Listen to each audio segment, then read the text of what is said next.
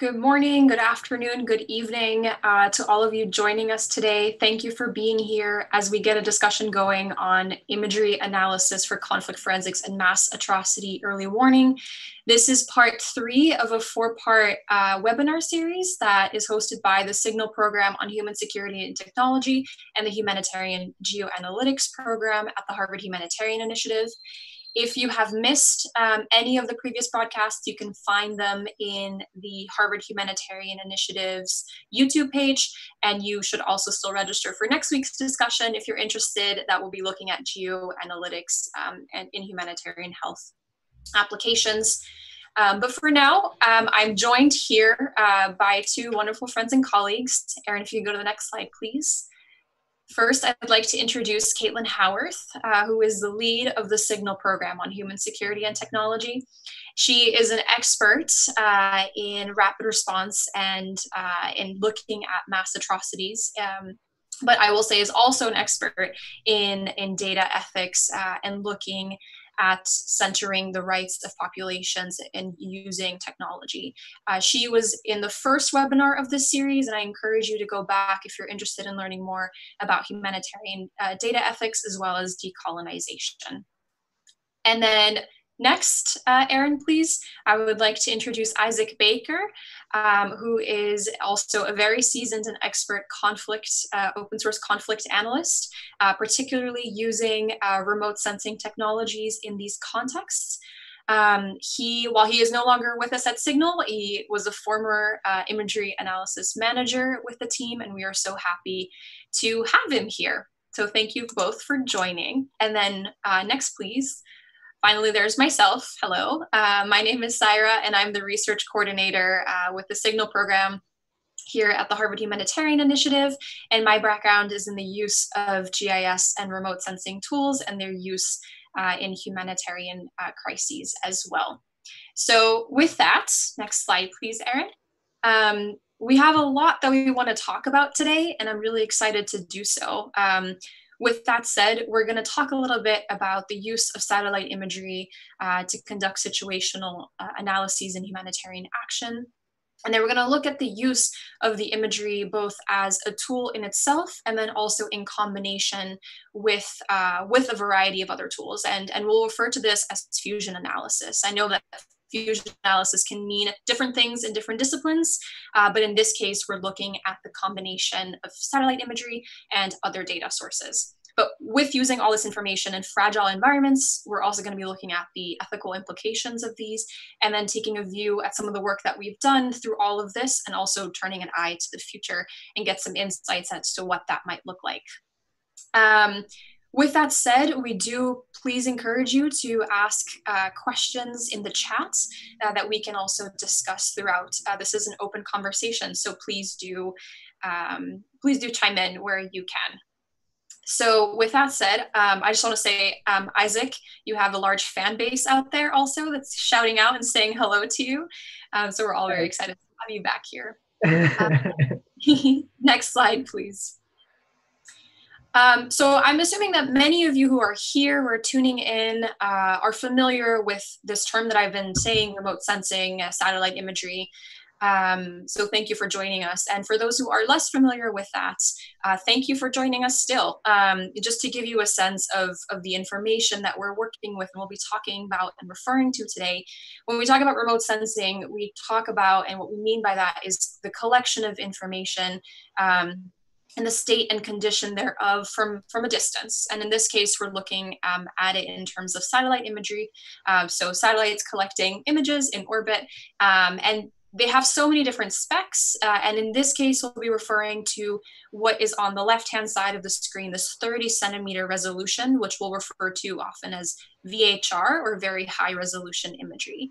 And you'll see in some examples that Isaac and Caitlin will talk about, in this work, we're really focused on very small scale phenomenon, which are large scale, but we look at them often at a smaller scale. And we look at objects and patterns of movement and behaviors where we need this very finite resolution to take a look at. There's more different layers of spatial resolution, as you can see here, 15 meters, 30 meters, etc. They're very useful for a variety of different reasons. But again, in this work, we'll be talking more about that specifically. Next slide, please. All right. And this is just an overview for those of you who are familiar or not familiar with some of the tools, the platforms, and the people who are really using this technology in this field. So the imagery that we will be using today in this presentation are from Maxar Technologies, Digital Globe formerly. And then we have Planet, the European Space Agency, so many different providers of commercial satellite imagery. There's a variety of tools, both open source and private, that are also open for use. And these tools and techniques and methods are being used by a variety of organizations. So while the Signal program is very much involved with this, we also have colleagues at Human Rights Watch, Amnesty International, et cetera. They're using similar techniques, and we also learn from one another. So with that said, I want to get a discussion started, and I'm very excited to do so. And I think we'll have a conversation on a range of ways in which satellite imagery can be used. And so, Caitlin, I'll just direct this first question to you, but Isaac, please chime in. This is an open discussion also. So when we think about the use of satellite imagery in a conflict or a fragile environment setting, Caitlin, could you please talk a little bit more about, how we use it for situational awareness, particularly how humanitarian organizations use it to look at, or to assist communities in crisis to understand needs, access, etc. Sure, that's a really good question to kick us off with. There are a really wide range of uses that humanitarians have, and depending on your cluster, you may find that remote sensing is a smaller or bigger part of the overall package of tools that you may have available.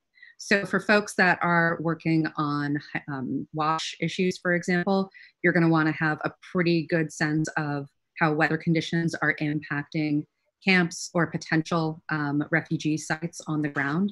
So you're probably going to be looking a little bit more for the existence of informal IDP settlements or informal refugee settlements to have a sense of where you need to direct aid and where we're starting to see informal settlements become a little bit more settled, a little bit more permanent.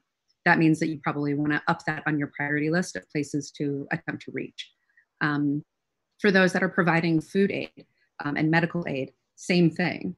With food aid and medical aid, there is also the potential for pre-positioning, and it can be really helpful to have a sense of which patterns of movement IDPs and refugees have had in the past to have a better sense of where you can pre-position resources. And with remote sensing tools like this, even in places that are very hard to reach by car or truck, the kinds of resources you need in order to actually deposit large stores, you may be able to figure out some good airdrop locations and keep that information up to date. Because this is one of the ugly parts of having to do this work, which is as great as the interventions of the past may have been, that data gets old quickly. And so we are constantly having to refresh our maps. We have to refresh our imagery. We have to have a better sense of what reality on the ground looks like today, because we know that while it could look a lot like what it did 5, 10, 15 years ago, it may not. And conditions are fluid enough that even in regions where you may not think that a lot has changed, you definitely want to check it out before you start making big commitments of resources or making big operational decisions. For a lot of the work that we do and work that we try to support, when it comes to early warning and mass atrocities, our goal is usually to get a good sense of what the current state of human security is in the field.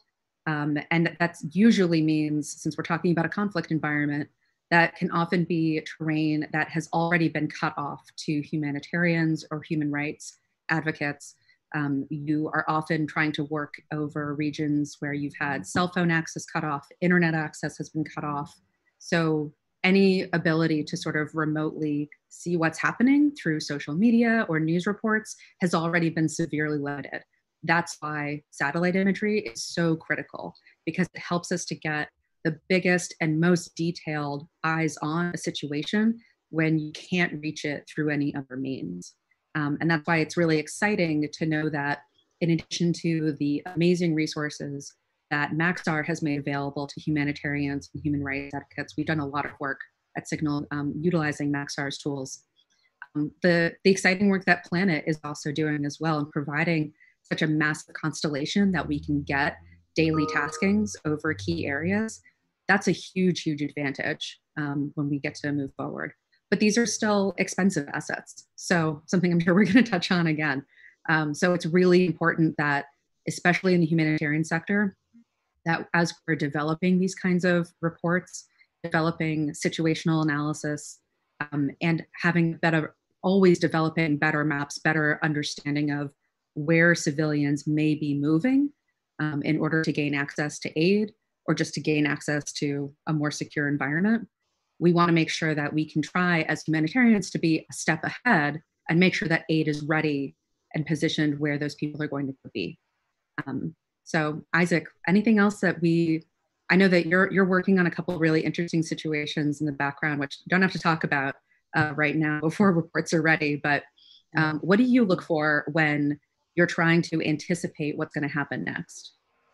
Well, of course, it all depends on the situation. And if we're speaking specifically on conflict, which is usually what I find myself working in, it depends on the nature of the context of the conflict and the location. So, obviously my assessment or pre-assessment of a location would be far different in, let's say, like, Damascus than it would be in, Gita in South Sudan. It's totally different terrain, and you have different visual tells in play, right? So, I think, if we're dealing with, a crisis on the scale of like we have in the past in Sudan, South Sudan, where it's kind of a fully mechanized warfare going on both sides. Our assessments and planning, with the focus being the vulnerable populations or civilian populations, we'd structure our assessments around that, but with a conflict eye. So keeping tabs on military bases, things like that, militia points, seeing who's building up where, but ultimately with the main focus being, the civilian populations, camps, villages, things like that. So yeah, I mean, it can vary from spot to spot, but that's kind of at the heart of it. Definitely. And one thing I want to highlight while we're talking about the assets that we have, there's so much that goes into putting this together. One of the really great efforts that we've seen since our early days working on this back in like 2010, 2011, is the work that Hot OSM has done. The Openstreetmap community does a lot to provide a lot more information.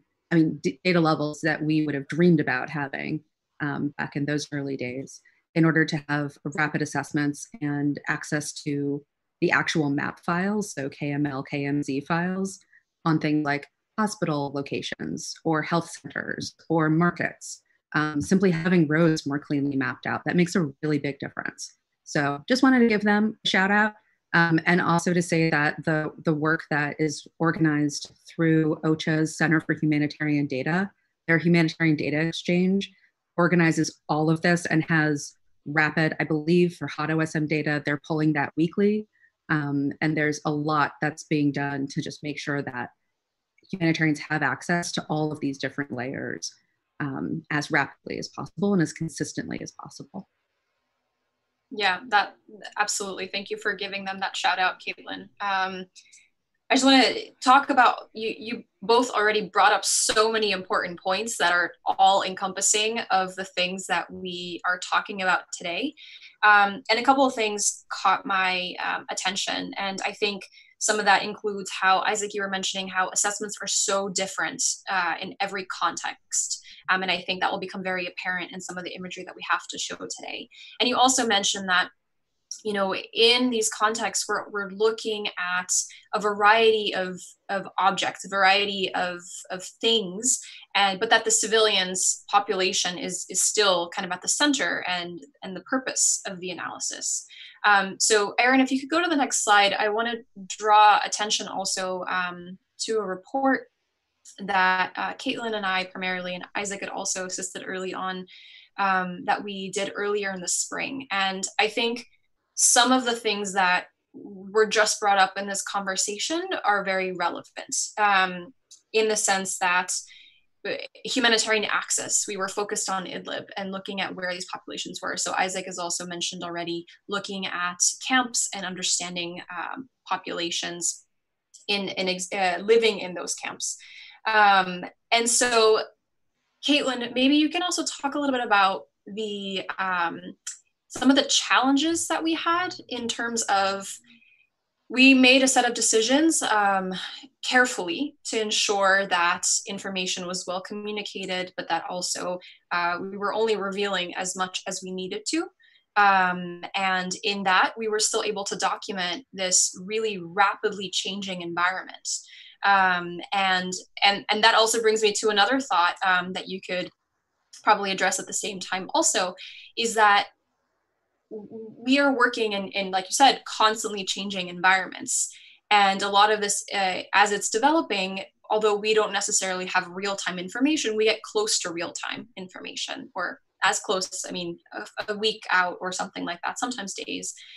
And if you can talk a little bit on how we work around those sensitivities, and how we just have to be aware of who this information is also being presented to.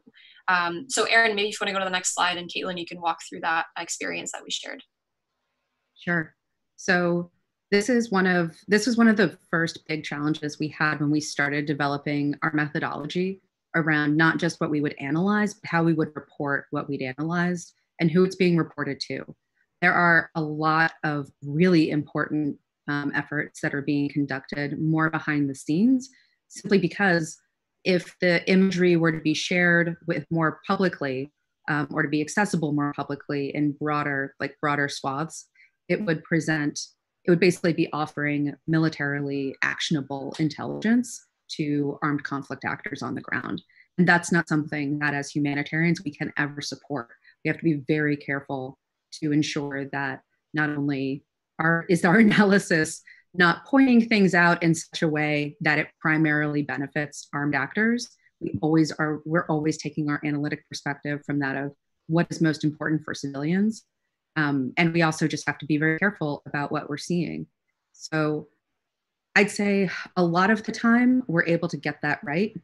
However, a lot of this also really depends on the quality of information we're able to get from the ground and how good our maps and our full understanding of what we are looking at.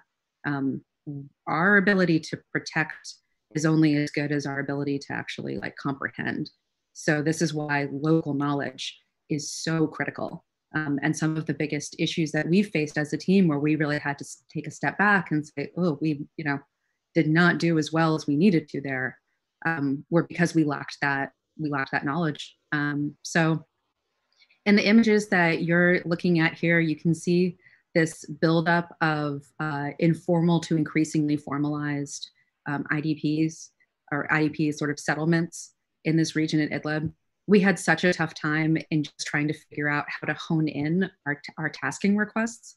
So, money is in the background of all of this. And while we had the great fortune of being able to work again with the Maxar team, which is done, I really cannot speak highly enough of their whole humanitarian focus. We still had to be specific about exactly what we needed to see, and to try and sort of look through the existing archive to get a sense of, okay, what had already been shot that we could gain access to, and then what we may need to prioritize for more rapid response. But Syria, for those of you who've been watching this space for a long time, you know that there was a lot of activity in crisis mapping in general, and sort of the emerging use of more and more satellite imagery to support a human rights and humanitarian agenda in a very open, very public way.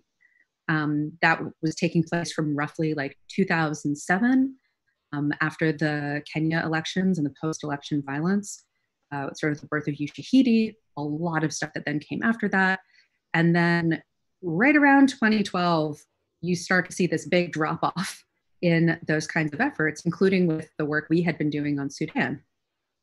Now, some of that is just, organizations change modalities, but a lot of it had to do with the fact that once Syria got as hot as it was immediately very clear that near real time release of this kind of information, there was no way to conduct that while maintaining the kinds of protections we needed to for civilians on the ground. There was no way for it to not be actionable for armed actor use.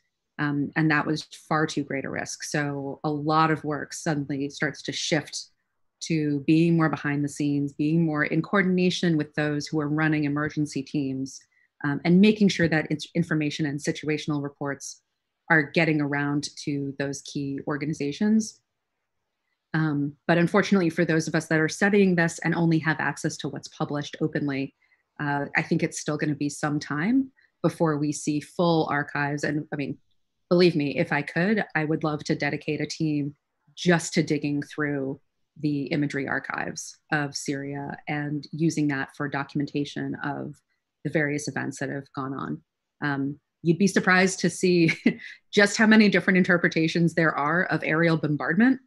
And I think that like actually using imagery would be a great way to help create more consistent records of, different things that have been documented really thoroughly, but from very different perspectives over the last decade.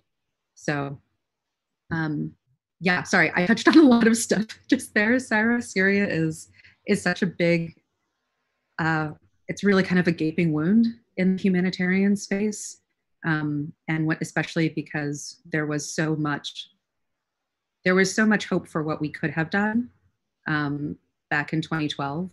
And I think just this constant sense that having made some calls too late, that a lot of possibility really faded away.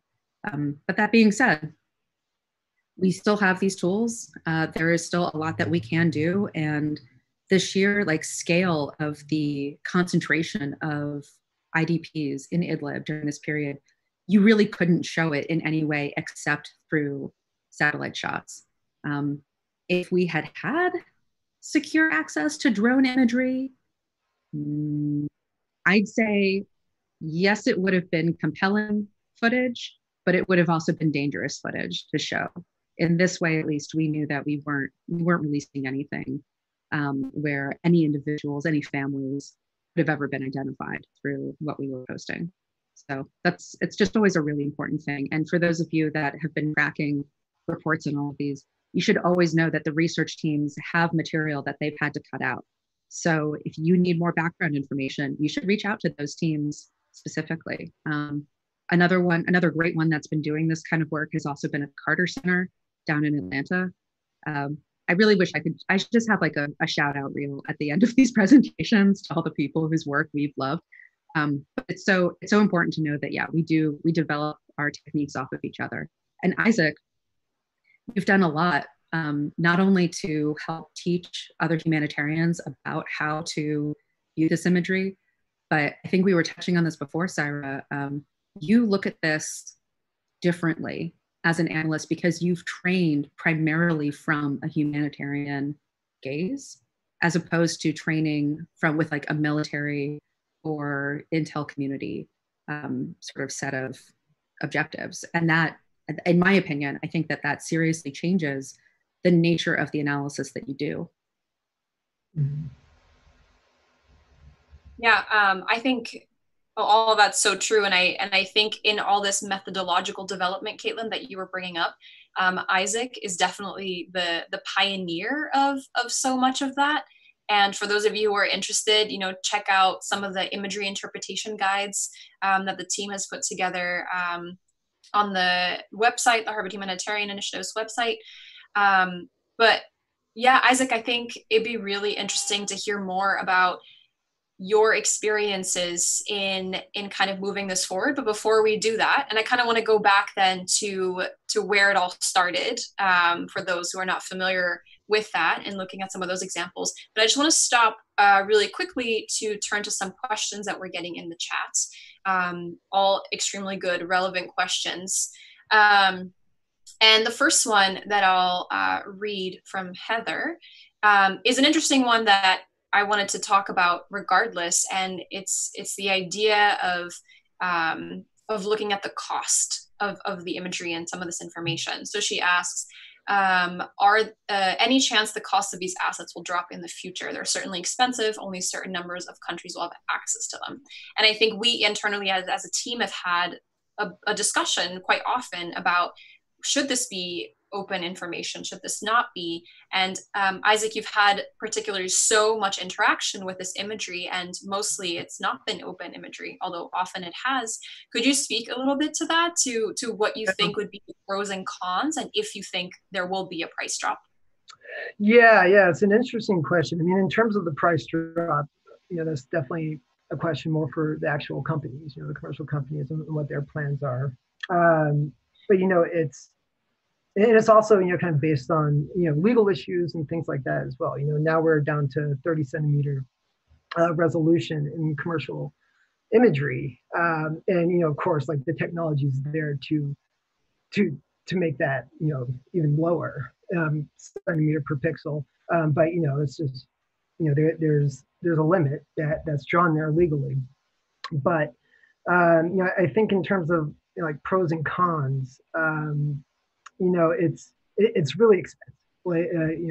Commercial satellite imagery is not cheap, but there are a lot of open source assets out there that you can use. Like Google Earth, for example, it's not going to be tasking a satellite, but there is a robust archive on there. But in terms of if your operation's actually functioning with tasking and working with a satellite provider, whether it's Maxar or Planet or Airbus or whoever, you basically have to have that communication line open between your organization and theirs, because they are, they are upping their humanitarian game in all these companies. Like Caitlin said before, the immense amount of work that Maxar has been doing lately. And and for those that don't know, Maxar used to be Digital Globe, and they were our partners back when we first started at the Satellite Sentinel project. And that it was a new thing back then. There were a few people doing what we were doing, but I think to the scale in the public eye that we're in constantly, it was very new, and so we're all kind of trying to assemble this thing at that time. I mean, back then you had Human Rights Watch, and you had UNICEF, and they were all doing great things, but we developed something that was new. Or we didn't develop something that was new, but I would say that we kind of increased its presence, and it's about building kind of a partnership with the company. Let them know what you're working on, let them know what you're doing, and in terms of what you're doing nowadays in 2020, your organization reaches out to their organization, and you get those lines of communication open, and you'd be surprised at how they'd be willing to help out. And so I think that's one way that you can, get around the the very high cost of a lot of commercial satellite imagery, but also, make sure that you look for what's out there that's already available that could suit your purposes. Absolutely. So I also, sorry, Caitlin, go ahead.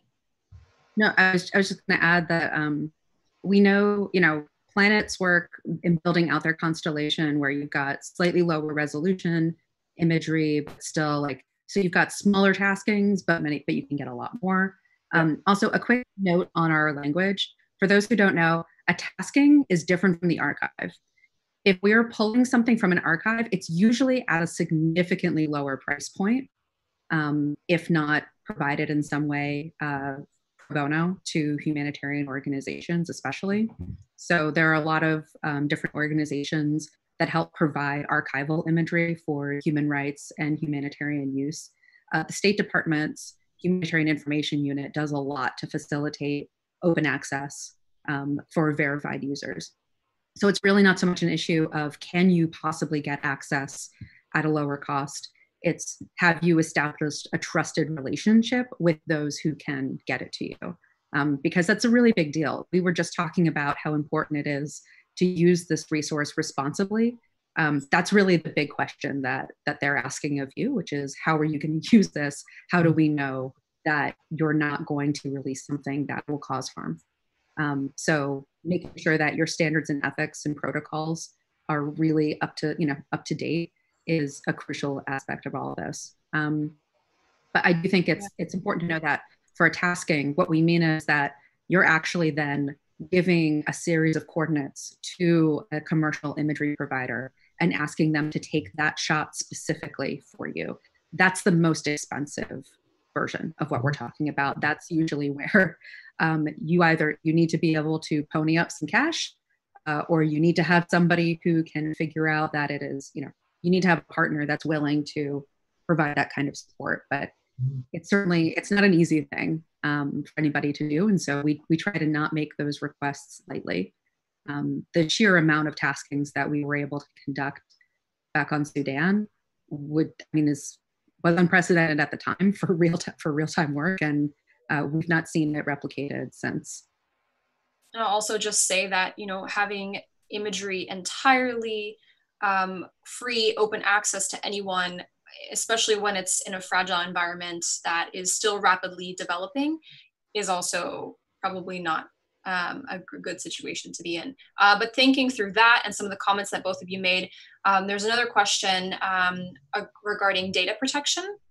And thinking through GDPR in Europe, are there any international standards here in order to use technologies and exchange data easily between countries? Well, I don't think this really comes down to a GDPR issue, mainly because GDPR is specific to personally identifiable information. And so this goes to why ISAC was telling you that there are legal limits on the resolution that we can gain access to. 30 centimeters is broad enough that you're not going to be able to identify individuals' features. You're not going to be able to view the license plate on a car. You'll be able to make out roughly what kind of car it is. You might be able to make a good guess about which specific brand it could be based on some of its features, and certainly for bigger things like tanks, heavy equipment transports, bulldozers, earth movers, those are all things where we can get more specific, which is really helpful when you're working in a fragile conflict environment. But we don't see the kind of detail that could identify an individual. However, that's talking about just through the use of imagery alone. Once you start combining your imagery with other open source data that you're collecting through anything from news reports to social media, anything else that you're able to pull together, the more complex a picture you're able to present. And my co-presenter here, Archie, knows a lot about this work. The more complex an image you're able to present, the easier it is to identify where a specific person can be. So we always have to be aware that there's some pretty important limits to what we actually, again, put out publicly. And usually the amount of information we have behind the scenes is really, really rich, but you're only going to put out a limited amount of that in any given report. I would say for those of you that are interested to see just how far things have come, we're very proud of our track record. That being said, I've got to say, Christoph Cottle and the team at the New York Times Visual Investigations Unit is using this kind of imagery in really fascinating ways. And you can see, because they have the resources to present it properly, really robustly, they'll take you through all the different layers of, we used this, this camera still image or this video or this audio track to help us to geolocate things, then sort of gives you the bigger picture from the imagery and then pulls all the pieces together throughout the course of their investigation. So we don't see, not a lot of organizations have the resources of the New York Times to invest in that kind of multi-layered, long-term visual and investigative journalism. But it's really impressive to see what you can do when you pull all those pieces together. Absolutely. Thank you, Caitlin. For the sake of time, I think we'll keep going. Isaac, there is a question here that I think will probably help in kind of talk about the next example, which is most of the research work done manual or automated, and how are AOIs detected? So if maybe you want to talk about Lakota Valley and kind of how those factors played into that, I think would be a really fascinating example to share. Yeah, that works. Aaron, if you could go to the next slide, please. And perhaps like the next one too. So go ahead. Here we have the Cauda Valley from Sudan, South Kordofan state. So that question kind of plays perfectly into what I'm about to talk about, and I'll be quick. It's going to be a few slides, so I won't take up too much time with this. But basically, what was happening here, and this is kind of towards the latter days of the Satellite Sentinel project, and we were receiving a lot of reports of different types of activity at this time. We just finished working on Kadugli, which was a whole entire presentation in itself. But we're receiving everything, reports of villages being burned, more harassment, bombardment attacks. If no one knows what that is, that's basically the Sudanese armed forces were loading up cargo planes, flying over areas, villages, farms, things like that, and dropping barrel bombs nearby or on food supplies and things like that to set fire to agriculture, but also to basically create a constant state of fear. And so people were running, hiding, and we're receiving a lot of reports, not just from open source media, but during that time we had a coalition that was heavily connected to a lot of eyewitnesses. And so when eyewitnesses were able to escape and get to a safe location, we had interlocutors that would interview them. And that's where we received a lot of information and reports about these things happening. Anyways, so in South Kordofan state, we had a fresh image of the Cauda Valley. And this image, to give you context, was probably about close to 2,000 square kilometers. The image that we're looking at right now is probably about 15 to 20 square kilometers. So, 100 times this size. And we're scanning through it, trying to find anything. We have some villages tagged, we have some names, but at the time we're just going on OSHA maps that we actually blew up on the wall, and we're pinpointing everything and writing on markers like where we're going to look next. And so we're scanning through just hundreds and hundreds of square kilometers trying to find something. And working through the weekend, working nonstop through the weekend, because there's also this caveat too. For those that don't know, the Satellite Sentinel project was a project that was funded by George Clooney. And so he was kind of the public face of it. And he was scheduled the coming week to go to Washington, D.C. and present Obama with one of our reports, specifically on what's going on in Canada. But we didn't have anything to put together. But, at this time, we're chugging away, hours and hours away, looking for something. Finally, we see a small plume of smoke, a little gray cloud of smoke. And if we go to, well, let's stay on this slide for a second. You probably can't see it, but it's in the right corner, kind of. And it's a small gray plume of smoke. And this is where it's important to actually know the context of your environment, not just knowing how to interpret things in imagery and do imagery analysis, but actually know what's going on the ground, what kind of information is being gathered. And so it's a team effort where people are gathering information on the ground, gathering coordinates, and you just got to know the lay of the land. and what's happening here. We knew about harassment bombardments and things like that. And we knew about aerial bombardments, but we also knew about agricultural fires and incidental fires that aren't nefarious, but they happen and they're accidental. But we saw this plume of smoke, and so we sent it to other experts within our coalition, experts that worked in intelligence and formally, but now they're in the commercial sector, but as imagery analysts, for the military, for the government, and we sent them a picture of the smoke just to get an ID and an identification of it. And they knew warfare very well, but they didn't know the context, the humanitarian context, as intimately as we did, because we've been working on it for so long, for so many years.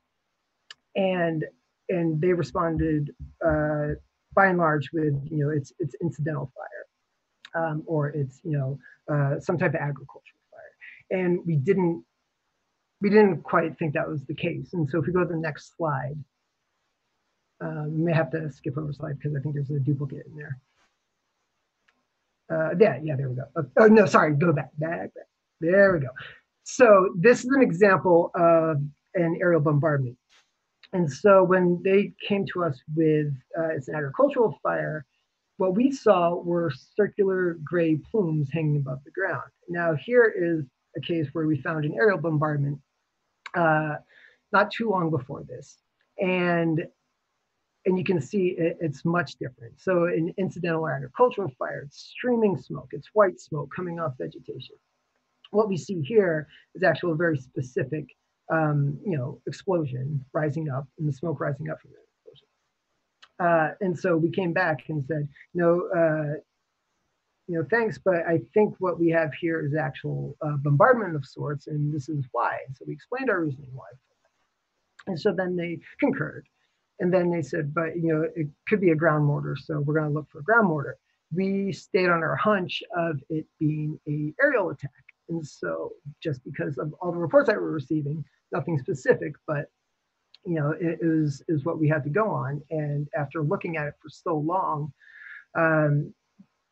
we felt like our hunch was probably right, hopefully. So if we go to the next slide.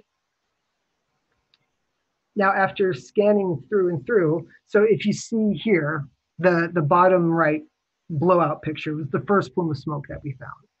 And you see it's actually two plumes of smoke. We scanned and scanned and scanned, and I know it doesn't look like much, but to get to point A here in the corner to point B there in the center, it takes a long time. Because once you're zoomed in, you're processing a lot of information visually. So to the person's question about if it was done manually or we do machine learning, it was entirely manual at this time. And it was hours and hours of work. And it was two very high resolution satellite images that were thousands of square kilometers in area, side by side, but from two different dates. And we scanned through it to detect change. And so we get to this point here of the second cloud, second two sets of plumes. And then we start to figure, oh, now we have something. So if we go to the next slide, please.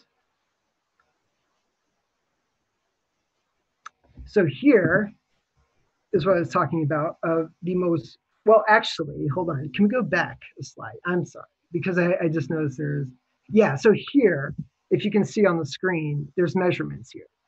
And so what we wanted to do was actually figure out which area was struck first, because these clouds are hanging low over the ground. They're still pretty fresh. And there's a possibility whatever caused them, we could actually try to find them.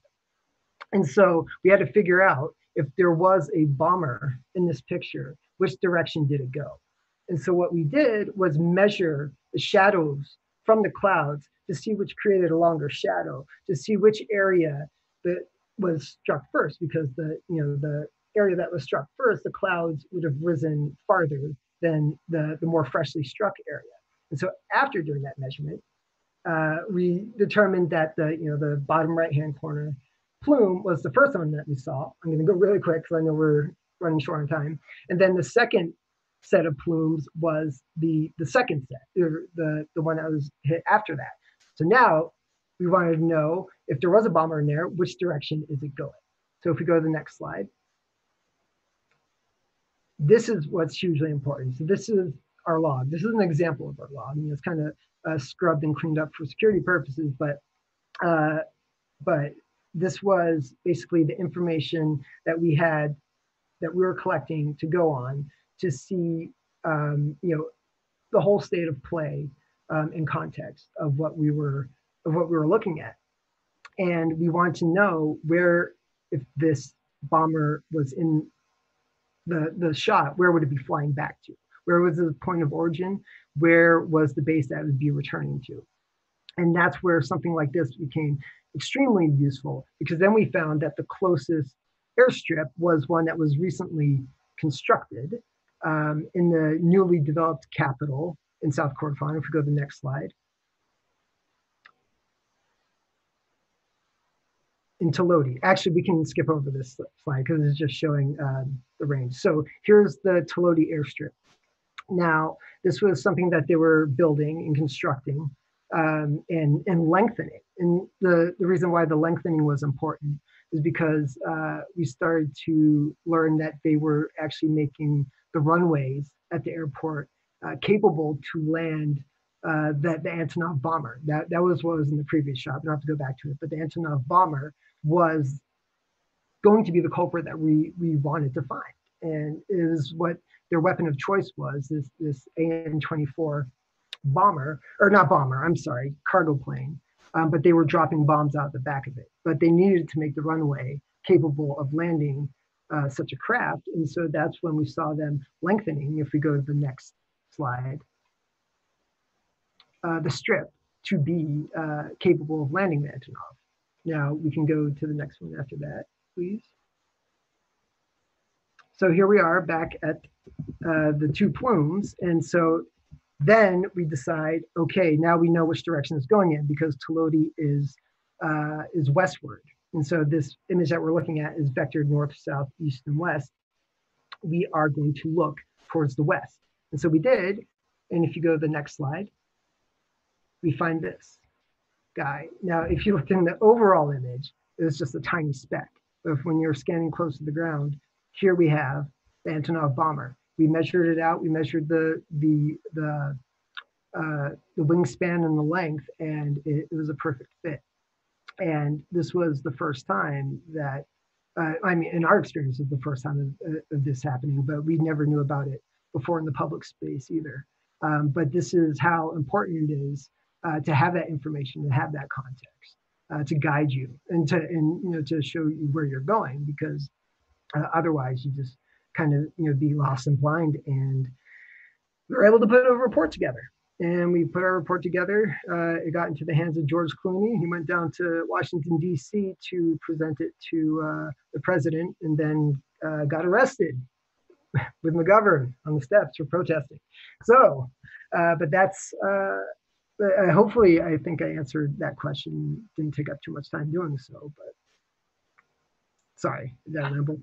No, thank you. I think it was a really good example of seeing how, first of all, this is done manually with a lot of expertise in learning context and understanding phenomena in a context that, and the environment also contrasts a lot to the one of the IDP camps in Syria that we were looking at previously.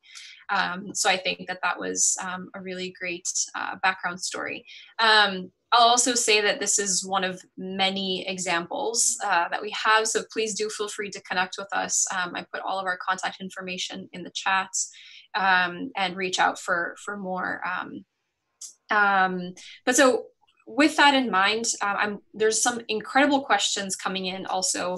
And I think what would be a good thing to do would be to talk a little bit more about, I think, ethics in particular. So Erin, if you could maybe go through the slides, and let's go to the slide on the signal code. Yeah.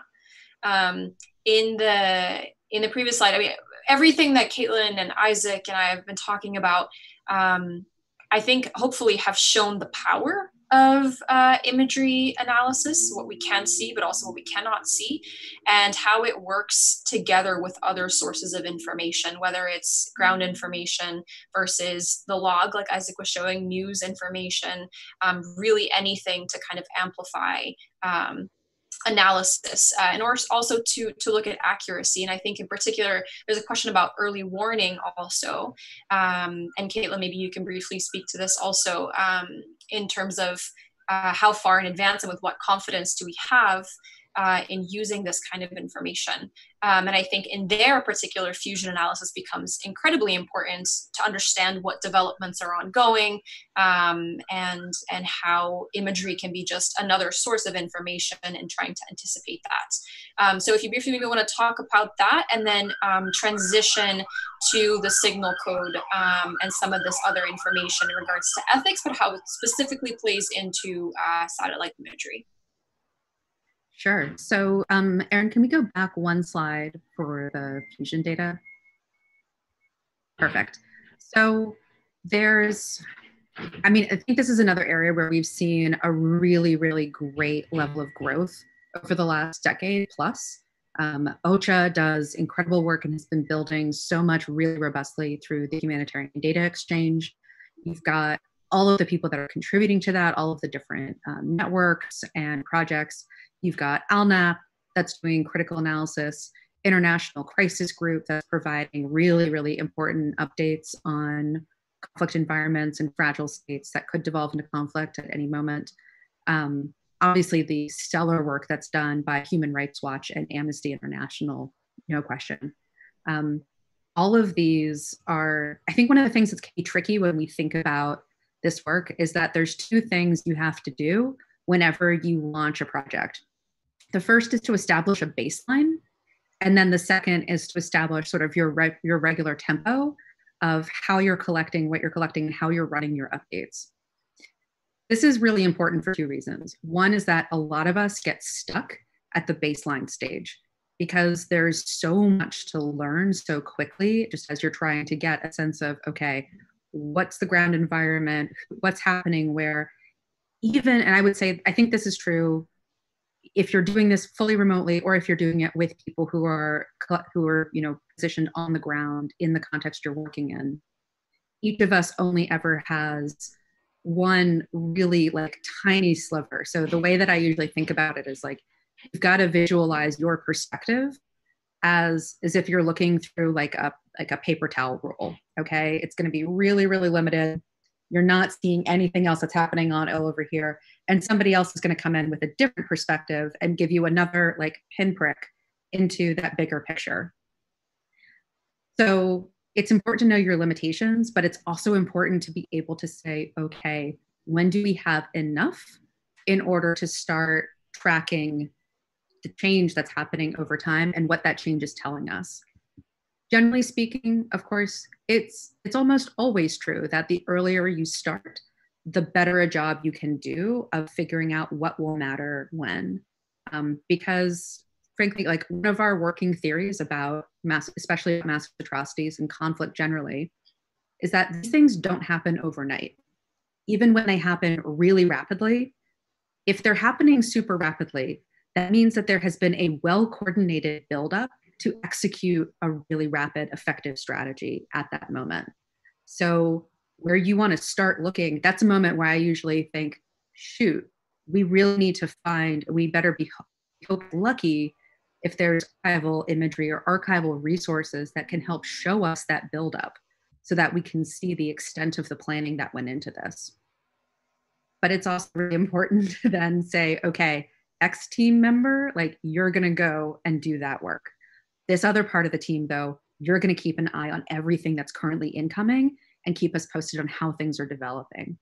It's next to impossible, I think, to do both of those jobs simultaneously and do them well if you have the exact same personnel tasked with doing all of those things. Really fast, start making mistakes. So is where you see really established most current maps, the way that HADA.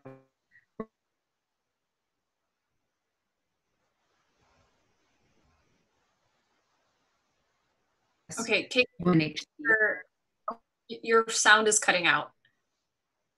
But with that, there's so many interesting thoughts and comments on there, though, and I'm afraid we're running out of time. Isaac, is there anything else that you would like to share? What I will just quickly say is that this is, again, the beginning of a conversation that we hope to continue with all of you. Please do reach out to us via email. Caitlin also has her Twitter handle up here. And this is also a discussion that we will continue in a modular course in January that will just run for 5 weeks. And I'll be sure to put that information in the YouTube chat also. So Isaac, over to you. If anybody wants to reach out to me, they're more than welcome to. If put my contact information up there, I'm happy to talk more about what we've been talking about. And it'd be good to hear from people. And yeah, there is, I guess that's it. Otherwise, if you are interested in this work, I can give you some advice if needs be. And yeah. And it's good to talk to everybody. It's good to talk to you guys too. It's been a while. Great. Yeah, Isaac, thank you so much for joining us today. It was really wonderful. Yeah, to talk to you and to have Caitlin also share her expertise. I think it was a really great discussion that I hope that we can continue within the next few days and weeks. So thank you all for joining. We hope this was helpful. This will be saved on the YouTube channel, so you can always refer back to it. So with that, take care, everyone. Thanks, everybody. Thanks.